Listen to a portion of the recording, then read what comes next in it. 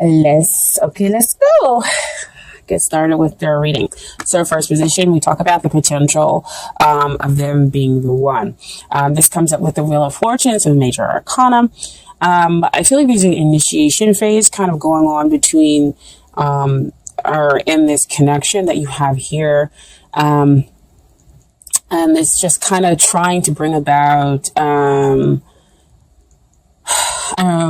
like a renewal, an expansion, basically. And so it feels really, really kind of uncomfortable, because they're trying to basically clean house here, with their Wheel of Fortune. And so within this initiation phase that you have going on with this connection, a lot of stuff is kind of coming up. Wheel of Fortune also talks about you learning how to trust the universe, that the best is yet to come. Sorry, couldn't get it out. So, while, Wheel of Fortune is generally a pretty positive card, that comes up, you have the good stuff coming up and the negative stuff going down. But while that's all happening, it can be a very difficult, uncomfortable phase that's going on here, within the connection. It usually does come out to signify soulmates for me, as one of those cards as well. But what we always have to remember is, yes, we do have romantic soulmates, but we also have those romantic partners that come in to kind of help us work out those negative things, those karmic things that are within us, in order to get us ready for a relationship that will be better for us, that will basically renew us and help make us shine, basically. So what we have next is the long-term potential. And first we have the Seven of Swords here. And this talks about, again, got a lot of trust issues going on here within this relationship. So trust, they could be wanting to escape the connection, because again, Wheel of Fortune, initiation phase, it's uncomfortable. So of course you would want to escape. Of course you may not fully trust what's going on, because it is very, very difficult. And so that's kind of what the feeling is here within this connection. But we also have the Ten of Swords, which feels like, somebody, your thoughts are making you feel like somebody stabbed you in the back, because swords are always generally about thoughts. But this is, to me, again, kind of the ego needing to go down, to be just kind of put into its place. So see, back over here, cleaning house, making sure that the ego knows its place in order to get rid of those limiting thoughts and those beliefs. Because with swords, you're believing to be a victim, and that the relationship could possibly be over and end it. But this could be, of course, those thoughts that are going on within your head. So, I'm not going to sugarcoat it. Again, the long-term potential is difficult here, but it can just be a phase in order to bring about better energy for the relationship. Because again, we're going back here to the Wheel of Fortune, which talks about the bad going down and the good coming up. Okay. And so we have to work through that stuff. It has to come to the surface, in order for it to go away. Okay. And so the King of Swords comes out as to what is hindering the relationship. And that means that there are emotions that exist deep down. Because I always talk about, air signs have deep emotions. They just sometimes express it in a very kind of callous way, or don't know how to express it at all. And so King of Swords, he's a little too much here, in his logic. And so that's his viewpoint. And so he's not going to express the emotions that that need to be expressed. If we're talking about a hindrance, usually King of Swords, he is a pretty good communicator. But here we're talking about hindrance. It's the communication or the lack thereof that is causing a hindrance here in the connection with this other person. And so again, Wheel of Fortune, cleaning all that stuff out, in order to make the relationship better, bringing that stuff to the surface. So the King of Swords is saying, you need to transform and come out of that logical mind, because I see the butterflies coming up out of his head, is to transform your mind, to come out of your head and get into line with your emotions. Because you have that emotional depth. You just need to figure out how to express it. The two of you. So that's the energy that's kind of blocking here. But we have what's coming up here, with the Devil card as to the energy that is helping. And again, it can look like one of those very, very negative cards that come out. But again, face it head on. And that is to say, what am I attached to? What are those emotions and thoughts that, are attached, here, that need to come to the surface, in order to help the relationship. I also feel that that could also mean, when it comes up into what's helping, is that when the two of you get together, you have very intense, very strong emotions for each other. But because it could be too much in the physical, when you get together with this other person, it could cause, those sensations of, well, I'm not going to be chained to this person emotionally. That's kind of what they're getting, we get together, we have a good time, and yes, we have a connection, but I'm not going to think any more to it. Like, the feelings are over here and that's over there. But yet the connection is incredibly strong. Like, if you two, I see like two people sitting on a sofa saying like, no, we're going to talk about things. Like, we really need to kind of communicate and get the things out there. But then it comes up, here comes that devil. And it's like, well, do you really want to talk, or do we want to do something else? And so you do the other thing, versus going ahead and getting the emotions out there, expressing what the two of you need in the relationship, right? And so the mistrust keeps going, and the one person feeling like, maybe I should just give this up because we're not connecting here. And so what comes out, dear Capricorn, is what you need to work on is the Ace of Cups, is the forgiveness, is the healing, is to basically filling your cup up with unconditional love, because Ace of Cups talks about a pure, this is love. Again, immediate spiritual connection.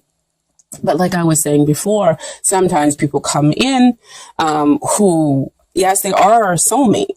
But they kind of help us to work through things, to understand, what we need to let go of, what are the negative habits that we have in our relationships in order to experience happier, healthier relationships.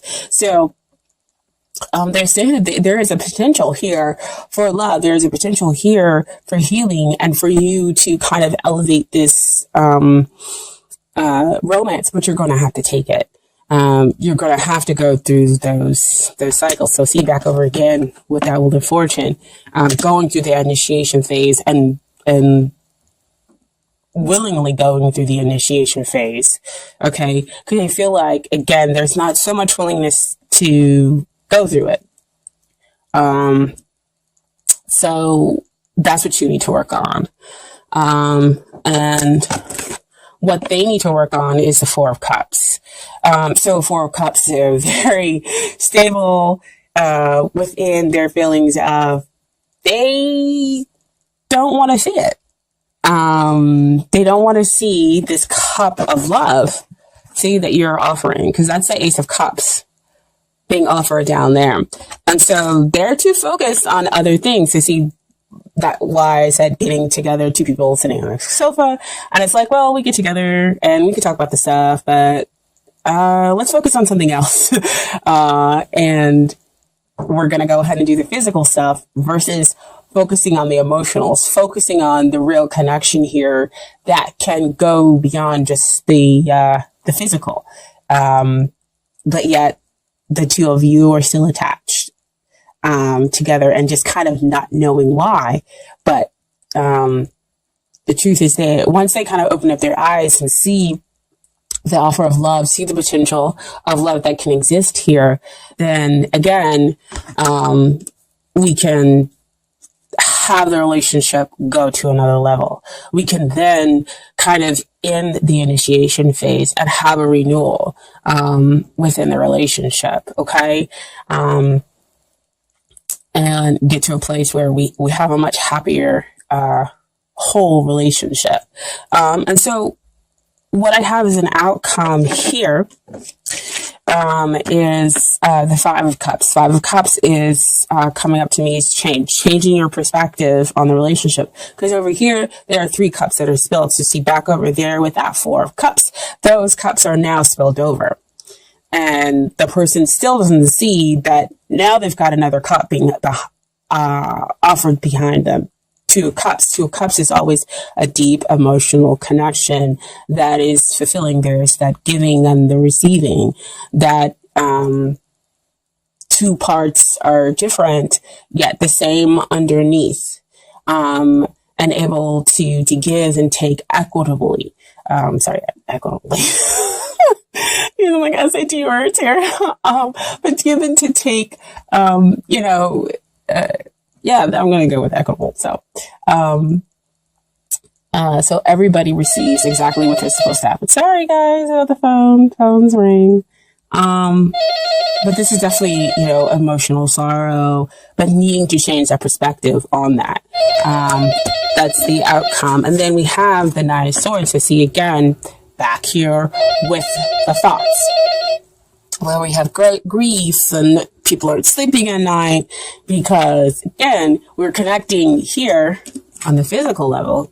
I mean, that's what's keeping you two kind of coming back together and remaining attached, but we're communicating our real feelings and emotions. So that's what we have the Nine of Wands being stacked up.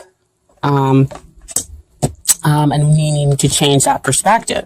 And so I asked for more clarity about that. So the final outcome is judgment and awakening, and coming to a point where, we can do better, we can ascend, and we can have a renewal within the relationship. It's like they awakened, or the two of you awaken as to how to be able to move forward and realizing that you can have more than just the physical. You realize what's been going on along with that Wheel of Fortune over there.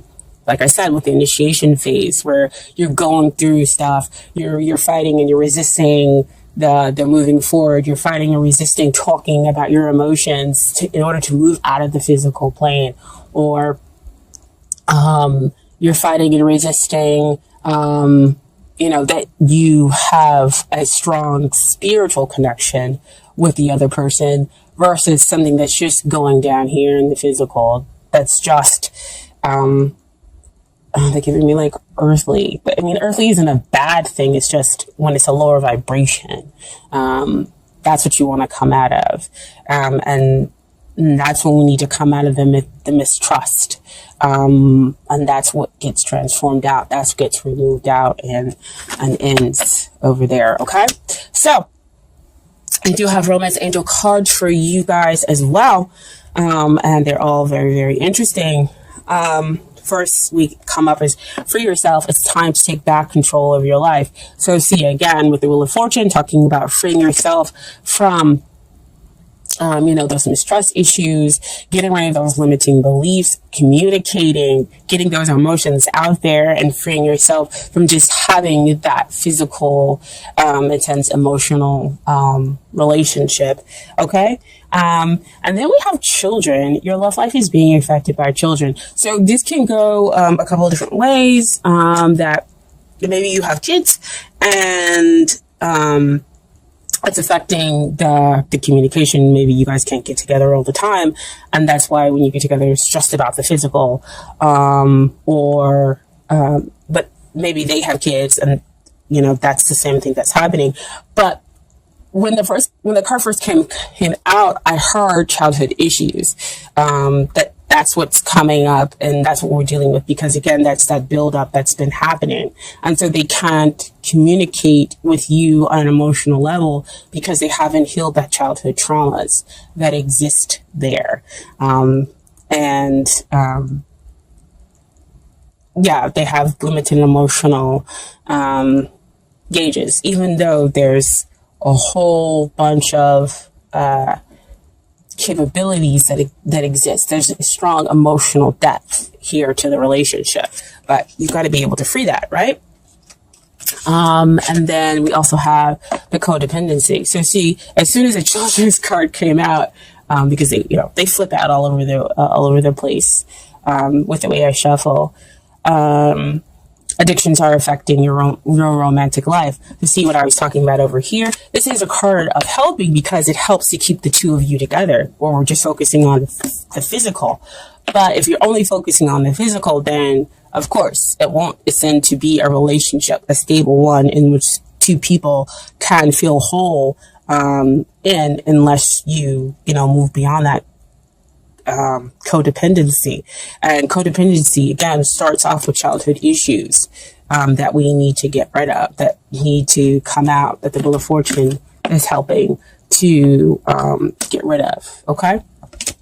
And so the final card we have for the Romance Angels is you attract love by enjoying this moment fully. So when that card usually comes out to me, that means that we, again, of course, there's negative emotions and feelings that need to come out in order for us to attract and have the relationship that we want. Actually, let me go ahead and read that to you guys.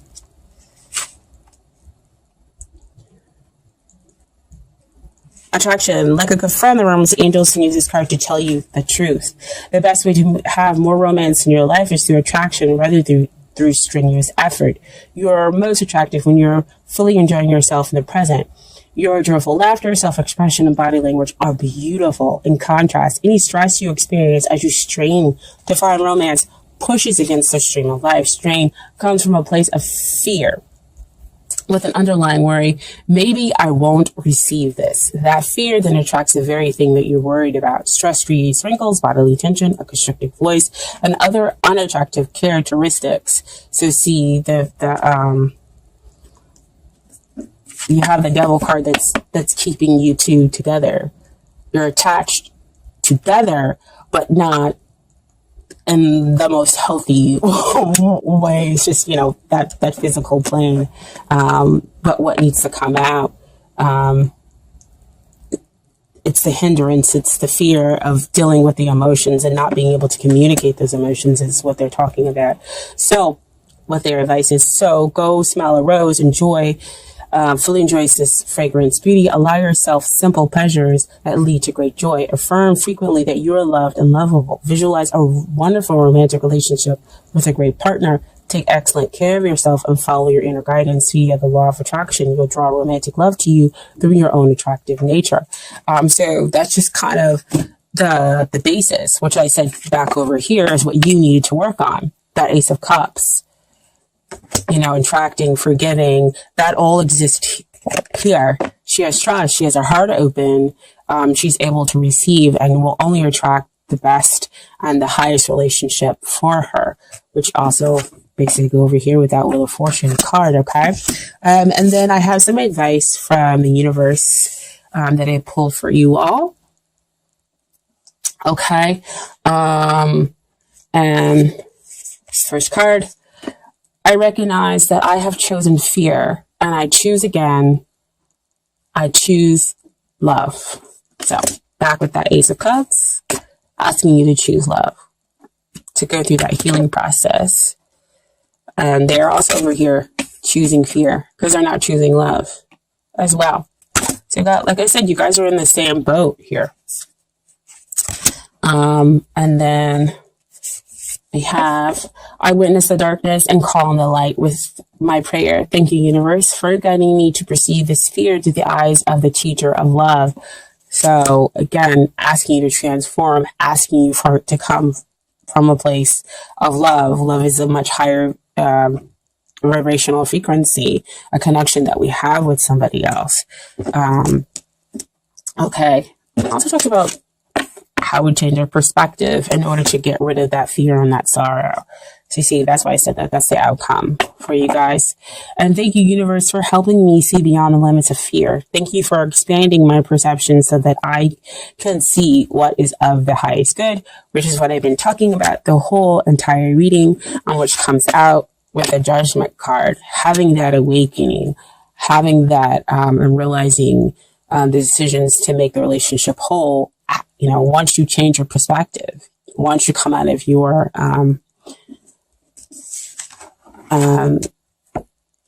mental processes, changing that grief and that fear, to sorrow. So